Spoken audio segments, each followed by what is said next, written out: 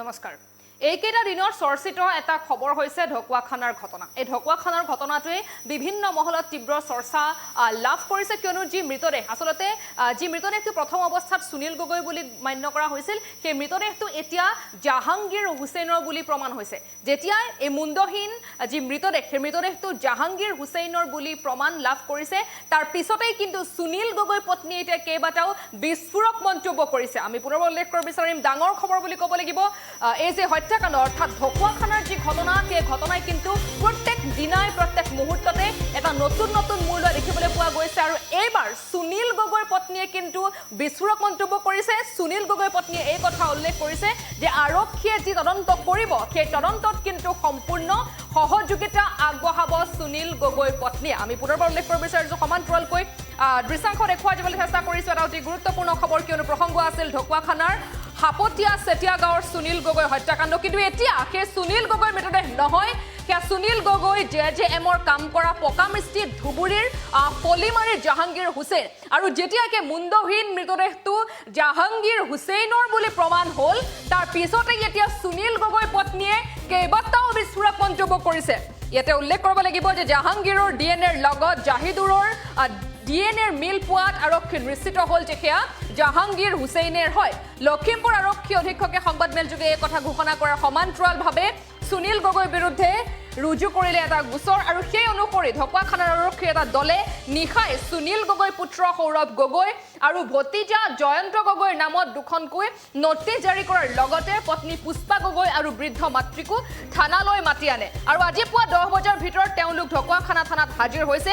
ইপিনে সন্ধান নাই JJMৰ ঠিকাদাৰ সুনীল গগৈ, তেওঁৰ পৰিয়ালবৰ্গই দহা কাৰ্য সম্পন্ন কৰিলে। কিন্তু এতিয়া সুনীল গগৈ পত্নীয়ে ইটোৰ পিছত সিটোকৈ প্ৰশ্নৰে থকা সৰকা কৰিছে আৰক্ষীক, কিয়নো এতিয়া সুনীল গগৈ পত্নীয়ে প্ৰশ্ন কৰিছে যে আৰক্ষীয়ে সন্ধান নোপোৱাকৈ সুনীল গগৈ হত্যাকাৰী বুলি কেনেকৈ জানিলে। এতিয়া জীৱিত অথবা মৃত অৱস্থাত সন্ধান লাগে সুনীল গগৈ। অসম আৰক্ষীয়ে এজন সাধাৰণ পলাতক মানুহ বিচাৰোতে ইমান দীঘলীয়া সময় কিয় ল'লে, এতিয়া সেই বুলি প্ৰশ্ন উত্থাপন কৰিছে। আৰু ইপিনে কালিৰ দিনটোত দুৰ্নীতিৰ অভিযোগত সুনীল গগৈয়ে দুৰ্নীতি নিবাৰক শাখাৰ ওচৰত ধৰা দিয়াই ঘিলামৰা স্বাস্থ্য কেন্দ্ৰৰ কাৰিকৰী বিভাগৰ অভিযন্তা জয়ন্ত গোস্বামীয়ে জামিন পোৱাত সুনীল গগৈৰ পত্নীয়ে কিন্তু সন্দেহ প্ৰকাশ কৰিছে। আমি জনাই দিব চেষ্টা কৰিছোঁ, এতিয়া সুনীল গগৈৰ পত্নীয়ে প্ৰথমবাৰলৈ মুখ খুলিছে।